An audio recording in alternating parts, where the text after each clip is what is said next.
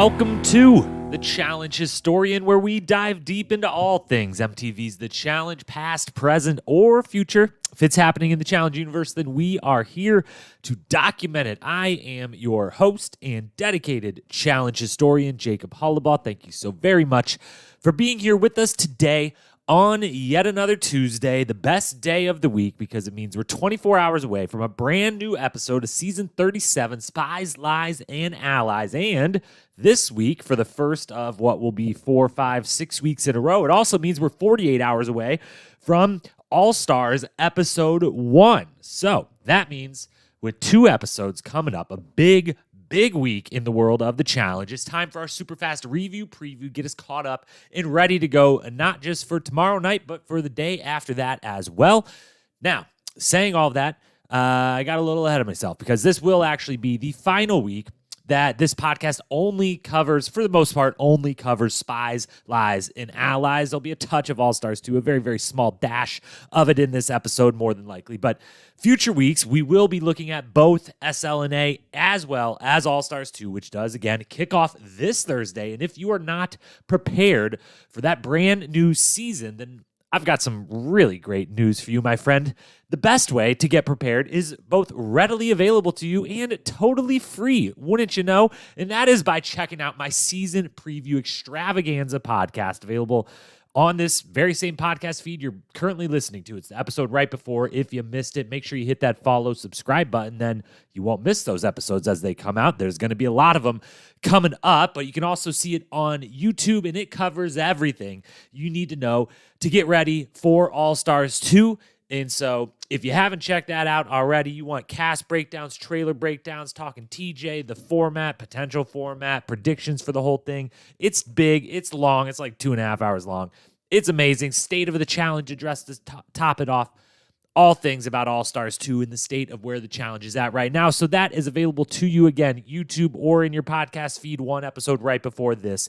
Go check that out. But with All-Stars 2 starting, we will be doing both recap episodes for Spies, Lies, and Allies and recap podcasts for All-Stars 2. We will do those immediately after we watch the episode. So Spies, Lies, and Allies will still come out, very late Wednesday night. I watch it live with you still.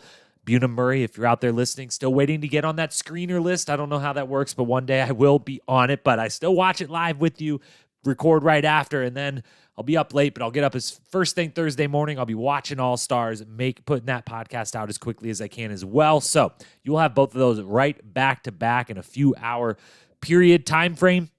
And then on Tuesdays, we will continue to do our review preview show, the one you're listening to right now, but it will be in future weeks open to either one of the shows, and honestly, a little bit more open to the entire Challenge universe and news and updates and social media stuff. In the past, the current version of this, we've kind of kept it only to things that relate to the season we're watching, but with 2 different seasons going on at once, a lot of stuff going on out in the podcast circuit, the social medias, everywhere out there in the world of the Challenge. We will kind of cover it all on this Tuesday review preview show. So this is the final week that we're going to be just, doing the one show, Spies, Lies, and Allies, reviewing episode 13, previewing episode 14. And before we do, the final thing is, yes, I said last week multiple times that there would be a new YouTube video that would drop last weekend. No, it did not drop. And, well, the reason, I'm going to keep that one mostly to myself for the moment, but we will just say a different video project came up and took its place, and then I had no more time left to finish the one I expected to have out to you last week. So that pitch to Buna Murray for the greatest Challenge season there ever was or could be will be coming this week. I promise for like the 4th time, so you have no reason to believe me at this point. So I'll prove it by actually putting it out, and maybe we'll start to regain that trust a little bit. I feel like Kyle right now, trying to promise you the same thing for the 3rd or 4th time, but swear that this time I'm actually going to come through. But unlike Kyle, maybe I will actually come through. You know what? He's come through a couple times too. He gets a fair rap, I guess. I was about to say he gets a bad rap. No, he gets a fair one, but he could come through once in a while, and so can I, and I will this week. So you've got 3 podcasts coming this week, starting with the one you're listening to right now. You've got an extra video dropping on YouTube, probably on Saturday or so, just to space it out from when all these pods are dropping. And with that, the house has been kept. All housekeeping items are done with. It is time to review and preview episodes 13 and 14 of Spies, Lies, and Allies. We will do so, same format as always. Episode review, 90 seconds or less. Talk about the between time, aftermath, podcast circuit, social media, all that, and then preview and predict for tomorrow night's episode 14. So let's get to it. Alrighty, 90-second review of episode 13. I almost said season something. I don't know where I was going to that. Episode 13, Spies, Lies, and Allies, 90-second review, 90 seconds or less. We've only done it 3 times the whole season, technically 4, but one of them we had to refilm and then didn't. So we did get it last week. See if we can get a little streak going here on what maybe will be our last, or maybe next week we'll do multiple episode reviews of both seasons of the show. Who knows? But 90 seconds on the clock. 3, 2, 1, go. A bunch of dudes talk shit on Amanda, which is rude, and Emmy tells us that CT and Lady Gaga are her 2 biggest idols. A bunch of meat, like a lot of meat, is then dropped off at the house, so CT barbecues while Tori and Emmanuel work on the plumbing, quote unquote, in the shower. Josh and Logan chat in Spanish. It's very heartwarming, and it turns out they're BFFs. Daily challenge called Sunken Intelligence. Untangle a 150-foot rope from a shipwrecked boat. Drag a safe to land. Fastest to do so wins. And also, probably the team with the most people is going to win, which ends up happening. Emerald gets their 4th straight W. Team meetings all are held at the bar. Nothing fun happens at the bar. Emerald deliberates. They somehow don't throw in CT and instead pick Cory. Cory calls out Logan in the lair. They play rope burn, where you stand on top of a dome, hold a lit on fire, rope between them. First to pull the other off or make them drop the rope wins. Best of 3. Logan's surf skills come in very handy as his balance is impeccable, and he wins 2 straight rounds, knocking Cory out of the game. And the episode ends with Logan picking Sapphire team and sending Kyle back to Ruby. Boom. 61 seconds. Man, that's by far the fastest of those we've done on the season. And honestly, I guess I maybe should have... we pretty much included almost everything super noteworthy, but it was a very good episode. I thought one of the better ones of the season, with kind of a lot more going on than what I would have anticipated would lead to being able to do that full review in 60 seconds. But go me, 2 in a row. That's what happened last week. Now let's talk about what happened in between. First up, Aftermath, quality episode of Aftermath, and as always, this entire season, you're not going to get in through this segment without me saying it. Disclaimer: if you are not watching Aftermath and you like the challenge, go find it on YouTube. It's free and easy, and you don't have to have any subscriptions to anything. So even if you can't watch the actual show and you listen to recaps like this to figure out what the heck went on, you can watch Aftermath. So you should. Devin, Simone hosting, doing a wonderful job. They got...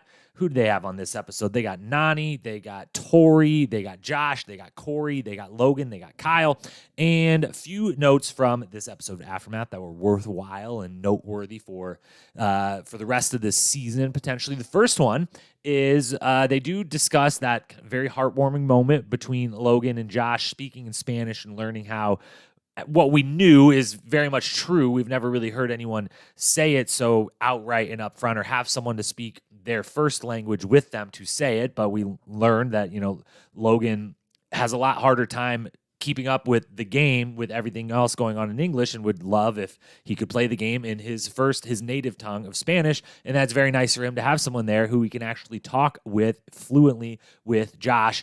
But the thing that came out of this, we learned all that from the episode. The thing we learned from Aftermath that was hilarious to find out, and makes me hope they'll put out a couple-minute clip of this happening throughout the season, and with some subtitles for us non-Spanish speakers maybe to read along with it. But turns out Logan talks mad shit in Spanish with Josh, or just to himself, and Josh is one of the only ones there that can hear it. Nani also at least recognizes and says she can tell when he is talking shit. She doesn't necessarily know what all he's saying, but she can tell the difference when it's happening and when it's not. But turns out Logan, who says he only does it about his enemies, but turns out very competitive dude. We've seen that just in how well he's done competitively, but out here talking a bunch of trash and taking advantage of being able to do so without any repercussions, without anyone knowing what he's saying. So again, MTV, Buena Murray, would love a clip of, if you have a bunch of moments from daily challenges or eliminations or whatever, if Logan talking shit in Spanish. Would love to get a little montage of that going.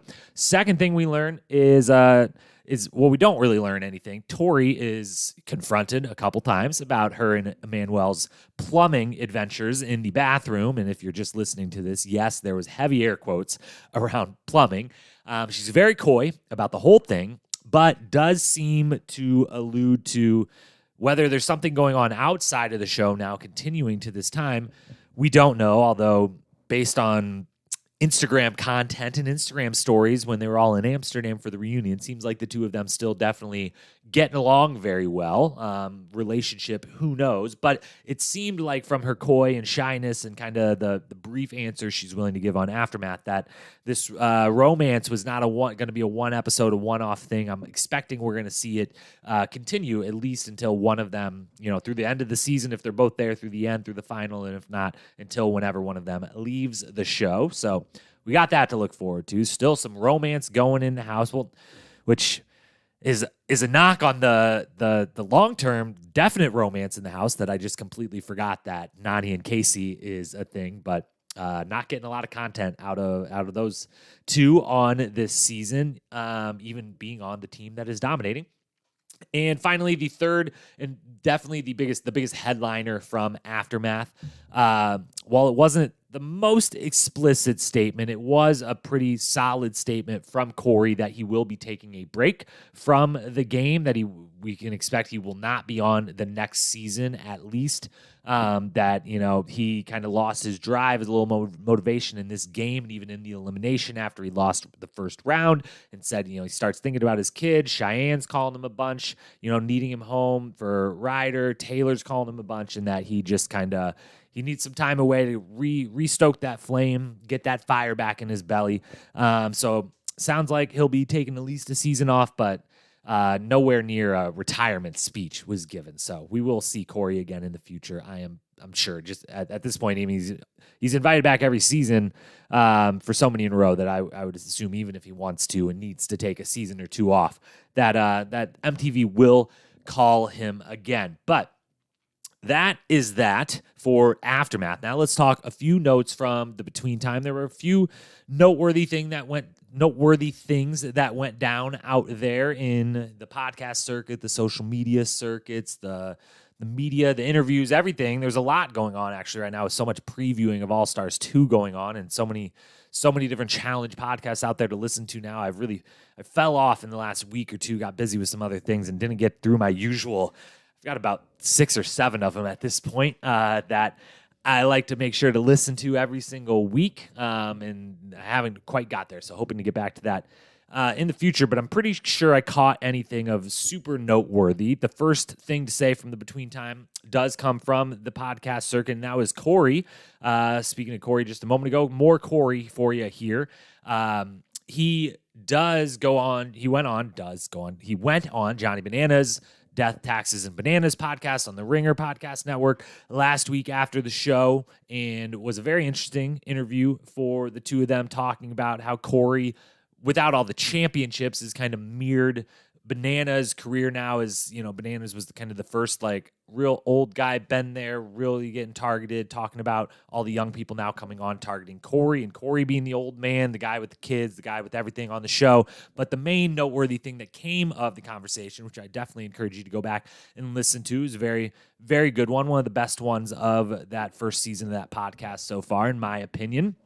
And Cory called out to it was a pretty legitimate call out of the fake relationships that he sees going down. And I think if I'm remembering correctly, it was related to seeing a bunch of the posts from all of them doing the reunion in Amsterdam that Cory was not allowed to go to because of his vaccination status, or at least that was the original reason he put out for why he wouldn't be attending. Apologies if I'm getting that wrong. Pretty confident I'm remembering that right, but that was like a month ago that was said or whatever. So, but he sees them all hanging out, and he calls out very straightforward that all these people, he knows when he sees them taking pictures or doing Instagram stories or acting all buddy-buddy, he knows from being in the house with them and talking with them and having his own relationships that a lot of them don't actually like all the people they're pretending to like.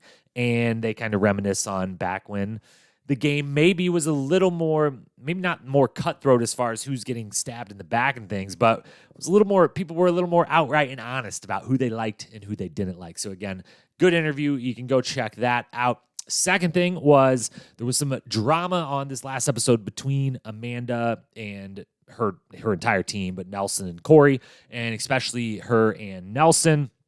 Cover that in the recap, but the thing that came out right after the show is Amanda always wanted to make sure she's setting the record straight and letting you know about the behind the scenes. The tea is immediately when she's kind of allowed to, for lack of a better word. And I mean that strictly in the terms of, they're not allowed to talk about stuff that happens on the show until the episode comes out, and then they can talk about it. So that's what I mean by kind of allowed to there. But immediately when the episode's out, she drops on Twitter and Instagram that she had talked to the entire Emerald team, mainly Devin and Josh, but let the whole team know that before the Daily Challenge, before the nomination, before any of this, as they were going into a new guys cycle, that she wanted to make sure Nelson would be safe on her team if she were to maybe not try her hardest and up the odds of Emerald winning again, and that Cory would be the one of her team being called out to go into the lair, not Nelson. So she wanted everyone to know she was defending Nelson, and then immediately, through the episode, we see Nelson not necessarily have the greatest words for her. Some of it fair, some of it potentially not fair, given Amanda's performance in the Daily Challenge. But there's a lot of stuff we don't see, and she's one of the best at letting us know, hey, now that the episode's aired and you saw this version of events, let you fill in a little holes here, fill in some of the stuff they didn't share with you. This is some of the actual stuff going down behind the scenes. So always coming in hot with the tea, Amanda. She's just the best. She's one of the best. They got to keep her on the show as much as they can. Final thing then from the between time is the one little dash of All Stars 2 content that I reference might happen in this podcast, and that is another wonderful interview that happened this week. A bunch of the cast for All Stars 2 are doing a bunch of different interviews and podcasts and things, and if you did listen to my super duper long All Stars 2 preview extravaganza, one of the people, if not the person I am most excited to see back in the cast is Tyler Duckworth, two-time champion. And he did a nice little interview. I don't know. I read a version of it, but I think there might have been what's the word I'm looking for? An audio version of it that I might have just skipped past at the top and read the dialogue of, or another word I can't think of right now, but read the version of it that I think there might be an audio and a readable version. But he did an interview with Entertainment Weekly. It is linked in his Instagram bio, which I believe is the mighty Tyler Duckworth. I don't have it right in front of me right now. It's something to the effect. But if you search Tyler Duckworth, if you don't already follow him, you'll find him. You'll find this interview. But the noteworthy thing that came of it that I found fascinating, especially given how excited I am to have him back on the show and how he's one of my favorites ever, first ballot Hall of Famer for sure of the show. And again, two-time champ that never appeared again on the show after winning 2 seasons in a row. Cutthroat and Rivals, an epic season on Rivals. He and Johnny Bananas get the win. We never see him again, and he addresses a little bit of that in this interview, that he never got called again, never got asked again by MTV and Buna Murray. And I'm just the only comment I really have on that is they fucked that one up big time. I love his confidence in the interview. He says, who knows how many I would have won? I definitely would have won more. I agree. One of the most underrated athletes that's ever been on the show. And, again, we talk about a little of his history on the show on that All-Stars 2 preview. So I won't do the whole thing again, but love Tyler, loved this interview. Go check that out again, linked through. I'm sure you can just find Entertainment Weekly, Tyler Duckworth. If you search that, you'll find it. If you go to his Instagram, you'll find it linked in the bio. But big miss by them. Was horrified to hear that they had never invited him back, and thrilled that they finally at least came to their senses a decade or whatever it's been later and are bringing him into All-Stars 2. So that was all the things that were noteworthy from the between time, aftermath, all of that. Let's move into our preview and predictions for tomorrow night's episode 14 of Spies, Lies, and Allies. Alrighty, so previewing tomorrow night's episode 14, and again, we previewed All-Stars the whole season, which is pretty much episode 1. We actually did almost preview episode 1 by predicting first people that would lose. So next week, we will start doing a little bit of a preview and probably some predictions for both seasons. But for one more week, it's just Spies, Lies, and Allies. So let's preview tomorrow night's episode 14. And again, as always, no spoilers here. Not looking ahead. The only thing I have seen or know or anything of that nature is the next week on clip that they play at the end of every episode. So I assume you have seen that as well. So previewing what I'm hoping for, what I'm expecting, and what I am predicting. Now, what I'm hoping for is sadly much different than what I will eventually predict, but we'll kind of do 2 rounds of this. The simple version first is what I'm hoping for more than anything else in the whole show is just a daily challenge where having the most people doesn't mean Emerald automatically wins. It's 6-4 to 4 right now.